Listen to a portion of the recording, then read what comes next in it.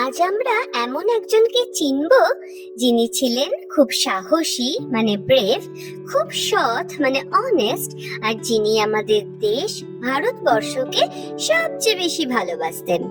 তিনি ছিলেন আমাদের সবার প্রিয় নেতাজি সুভাষচন্দ্র বোস। ওনার জন্ম হয়েছিল উড়িষ্যার কটকে 1897-এ। ছোটবেলা থেকেই তিনি ছিলেন খুব ব্রাইট স্টুডেন্ট।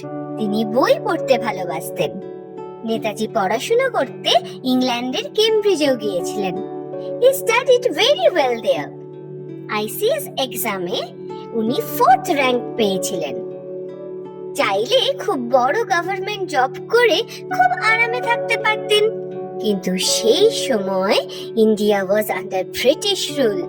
তিনি ভাবলেন, my country needs me more. তাই তিনি সেফ আর কমফোর্টেবল লাইফ স্যাক্রিফাইস করে ভারতের মানুষের জন্য কাজ করা শুরু করলেন। তিনি বিশ্বাস করতেন ফ্রিডম মানে রেসপন্সিবিলিটি, আর রেসপন্সিবিলিটি মানে সার্ভিস। নেতাজি মানুষকে বলতেন to take responsibility for your own country.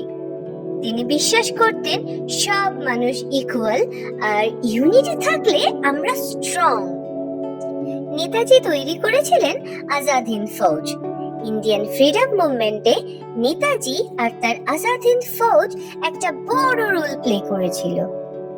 জানো তো তোমরা, ভালো কিছু করার জন্য কিছু স্যাক্রিফাইস, সেটা করার কারেজ আর ডেডিকেশন, এই তিনটে জিনিস খুব দরকার। তাই তোমরা মানে আমাদের ফিউচার জেনারেশন, তোমরা যদি অনেস্ট আর কাইন্ড হও আর সবাইকে রেসপেক্ট করতে শেখো, একজন গুড হিউম্যান বিং হওয়ার চেষ্টা করো, তাহলে সেটাই হবে best way to pay tribute to our Netaji. Jai Hind.